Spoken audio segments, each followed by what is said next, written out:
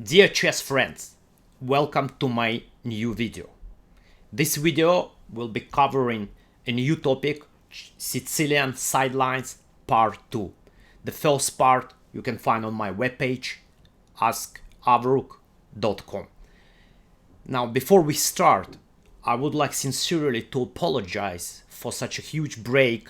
My last video actually has been released in, I think, December 2019, and somehow after that I got really busy with my Chessable, modern chess projects, as well as my private students. Somehow I abandoned my personal webpage that I promise now it will be much more, I will be much more active with more updates, with more opening files. Hopefully I can start releasing more and more opening files, and you can find it's very useful. Now, well, this is the Sicilian part 2. As I mentioned before, the first part you can find on my webpage, as well as I'm planning to publish both parts in one file as well. So that will be my future video. So let's take a look what we will cover in this file.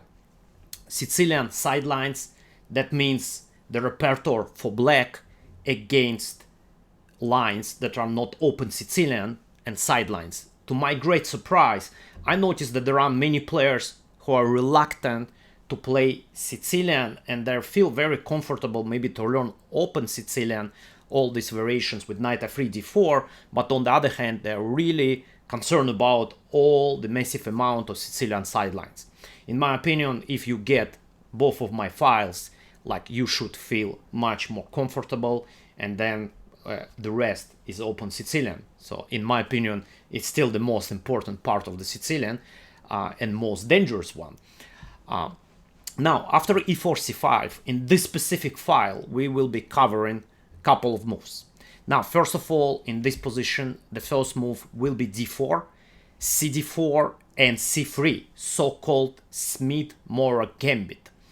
Now, in this position, since I have already on my webpage the repertoire with c3, where we play second move d5, I decided that in this position I should give you like the line where we actually accept the challenge, accept the pawn sacrifice, and go for correct setup. Now, those players who can play e4, c5, c3, knight f6 can easily reject the sacrifice and just continue here in this position knight f6, which will eventually, after e5, knight d5, will take you to your line in Alapin, right? But for us, I would like to fit the repertoire that published on my webpage, which is second move d5 after c3. Therefore, I decided to go with dc3. By the way, those who play knight f6 can play this more challenging line with dc3. I would like also to mention that during the pandemic, this line has become quite popular. I think it's, well, for the rapid, for the blitz, it's excellent opening. It's a lot of development, a lot of initiative for white. So many players like started to play. I noticed some like really strong grandmasters started to play this line. Now, objectively speaking, I don't think it's a bad line for white. There is no refutation, so like do not expect, please, that I will give you a line where you get advantage for black, but it will be very solid, reliable line with chances to take over. So here's my setup that I would like to recommend in my file. So knight c3, knight c6, well, normal development, knight f3, and now e6. e6. Here, the main move will be bishop c4. Of course, guys, will be covering as well sidelines, but in this video, presentational video, I would like to show you the main idea, the main line. And we play knight e7, so this is the interesting setup. Instead of normal d6, knight f6, where we have some tricks, but it's still pretty good line for black, I decided that this might be more interesting. So knight e7 followed by knight g6 and this kind of setup. So by doing this, we are avoiding some tricks when white can play e5, attacking the knight, pawn sacrifices, and so on. So a couple of ideas here. First of all, we shouldn't worry about knight b5. We just play knight g6. It's perfectly fine. If white decides to get the bishop, we have move queen e7, and so by maybe giving up dark square bishop, but we are able to complete our development comfortably and maintain extra pawn. I don't think there is a full compensation here for white. So usually strong players don't play move knight b5, but rather prefer castle or bishop g5. Now after castle, there is a move knight g6. So white continues with like most common setup here, where queen e2 followed by rook d1. We continue bishop e7, rook d1, a6. So we need to control b5 square. At some point knight b5 might become like very annoying. Bishop e3, and now to play a little bit aggressive, b5, bishop b3, knight a5, and this helps actually to pose problems and actually in this line to take over. Now this is one line, and if we go back in this position, the main line and in my opinion the most interesting continuation for white is bishop g5, pinning the knight, so we cannot move knight g6. We start with a6, now covering knight b5 because knight b5 was a serious threat. After castle, we continue with h6, chasing off the bishop, so white has a tough choice to go bishop e3 or bishop h4. Now the main line will be bishop e3, and after bishop e3 we're able to complete, well, to put our knight on g6 and then develop obviously the bishop. And here, like for instance, one of the direction knight d4. Again, like it's very tricky because not always we just develop, but rather we have always like b5, bishop b3, bishop b7 ideas, right? So just to find the right opportunity where to play this. So here, for instance, after f4, we have much more active square on c5 instead of just, you know, normal bishop e7. So this line is pretty good, and of course, instead of b3, bishop e3, white can play bishop h4, but then we have g5.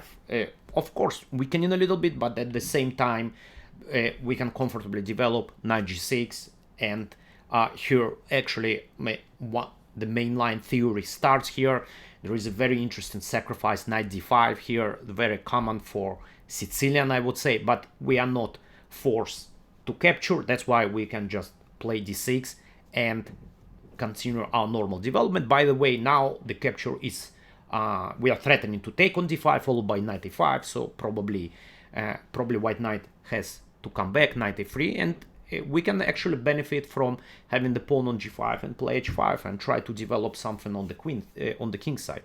Very interesting line, h3, g4, and suddenly we are definitely underdeveloped, but we can start some serious action on the king side. Surprisingly, this position is very good for black and pretty dangerous for white. So this is the repertoire like along these lines against Smith-Morra Gambit. So we are coming back to the move.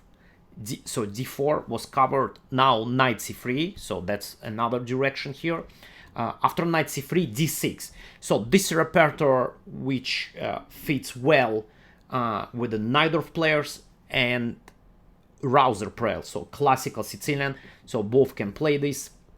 Of course, there might be, like for Taimanov, Khan players and Sveshnikov, they probably should go knight c6 or e6, so it's not a good fit for them, but I know most of the players, obviously Najdorf players, and well, I would say second, third place is probably classical Rouser, right? So will be good fit here, and here in this position I will be covering 3 moves. First of all, g3, just close Sicilian. I got a lot of experience playing with my dad, who is 2260, Soviet Union candidate master. He didn't know openings well. He usually played all these close lines, and I think like when I was a kid, I studied really well, and I don't think the theory has changed too much in this variation. Of course, it's been some 30 years ago, but the main idea still remain pretty solid here. The setup is very good, bishop g7. So my dad, for instance, in this position usually went for f4, just a normal setup, e6, knight f3 with kingside, quick kingside castle. So we have this position where white has some choice. It's hard for me to cover every possible move, so I'll pick up like two major moves here, knight e2 and bishop e3. I think knight e2 is pretty harmless. Bishop e3 here, there is an important choice whether black plays knight d4 or not playing knight d4. So after knight d4, there is a massive theory with d5, and I always felt why to enter these complications if we can just easily play b6 and have a great Sicilian. So the point here that after b6, we allow d4, but it appears to be not so dangerous. We can get a tempo with bishop a6, rook e1, and then just play rook c8. And there is nothing dangerous here. We are not worried about d5, and there is a lot of counterplay here. So for instance, one of the lines here is a4, and then we can play d5, which is our actually key idea in this position. After ed5, we can play ed5. So this is actually one of my games played in 2004 against German Grandmaster Tischberg. So after bishop f2, knight f5, targeting d4 pawn, dc5, d4, actually black took over. The point is that knight a4, it seems like we are pawn down, but there is this beautiful move knight b4, targeting both pawns c5, c2. So that's a direction here in this line. Now, very important to mention that instead of playing f4 here, white has also the choice to go bishop e3 in this position. In this case, we'll play rook b8. So that's a very, very common idea in closed Sicilian to start queenside counterplay.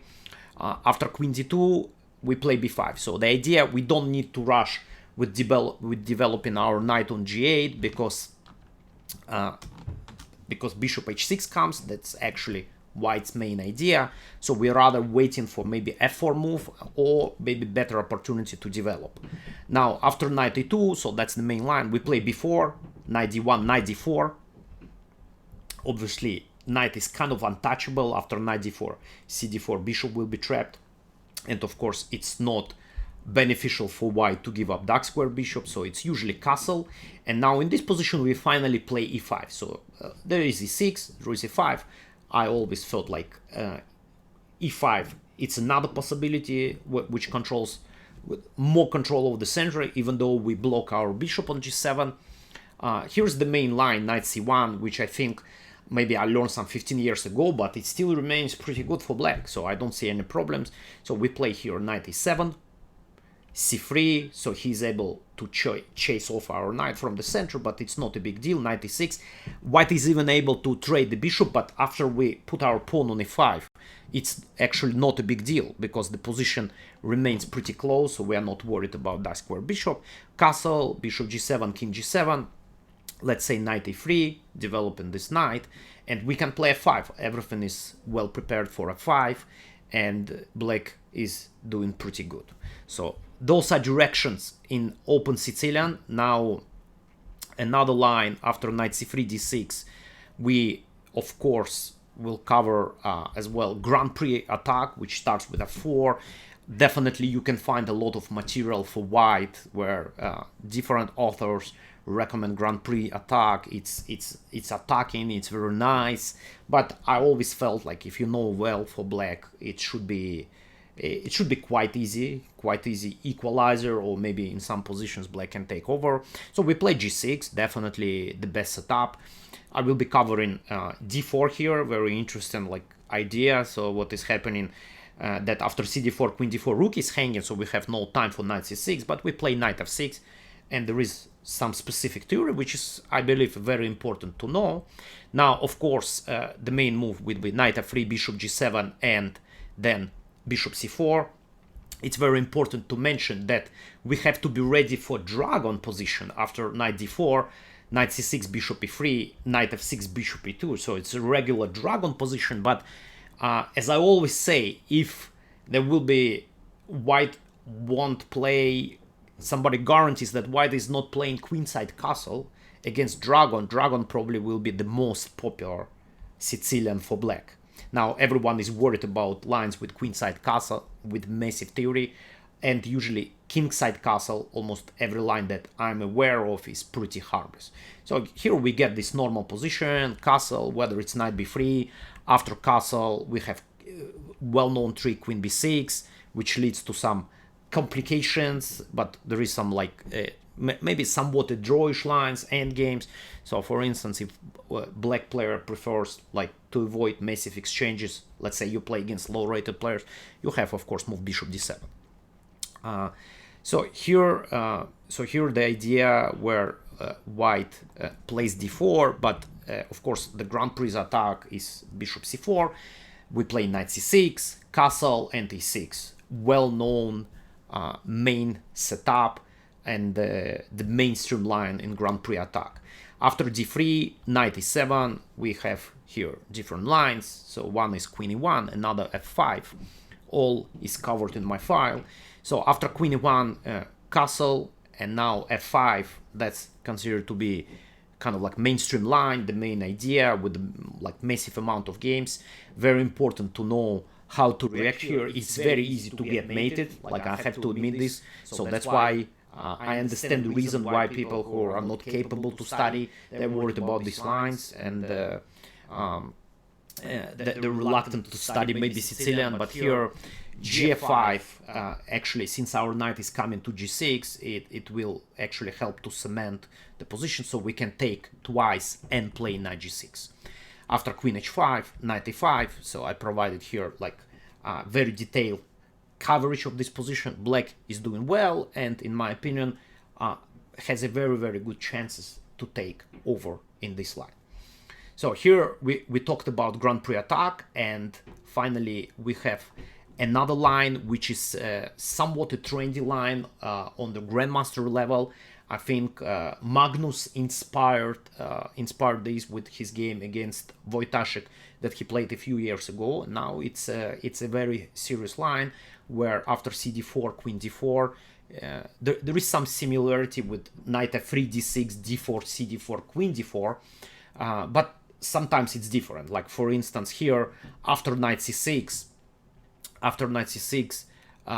instead of playing bishop b5, white goes queen d2, and then there is a setup b3, bishop b2. Very surprising, but works actually pretty well. There is a massive theoretical development here with g6, with e6, and so on. My choice in this position to play a6, so covering b5 square and preparing knight c6. Definitely there are normal moves like knight f3, bishop g5, but following Magnus steps, it's rather fianchetto, dark square bishop fianchetto. After b3, we play knight c6, queen d2, knight f6, bishop b2, e6. So this is the setup that I recommend. Much more popular choice g6, the one that I mentioned, immediate knight c6 followed by g6, but I think this one is a little bit underrated, and in my opinion black is doing really well according to the current theory. So the idea here to play quick b5. So by the way guys, I would like to mention that in Sicilian it's a very common thing not to rush with the castle, but rather to delay castle. But in order to do it properly, you need to know the theory very well, because in some cases you can delay and get mated, right? So here b5, it comes with the tempo, so we want b4 and pawn is hanging on e4. Normal move would be f3, so then we continue bishop e7. So here's king b1, g4. I think like in any case white will probably have to play g4, and this is very Sicilian position. What else we expect, even though it's Sicilian sideline, but we have opposite side castles and very Sicilian player, right? So here knight d7, very important move, prevents g5, knight is heading to g5, and I think black is doing extremely well here in these positions. Guys, you can find the link to my ascover.com webpage below this video. Please make sure that you subscribe to my channel, you push notification button so that you are updated, you know when updates are coming, and I promise I will be much more active now from now on. And I hope you enjoyed this video, and the most important, you will be interested in this file, and you will benefit from having this file by scoring points. That's the main purpose of my work. Thank you very much for your attention, and see you on the next video.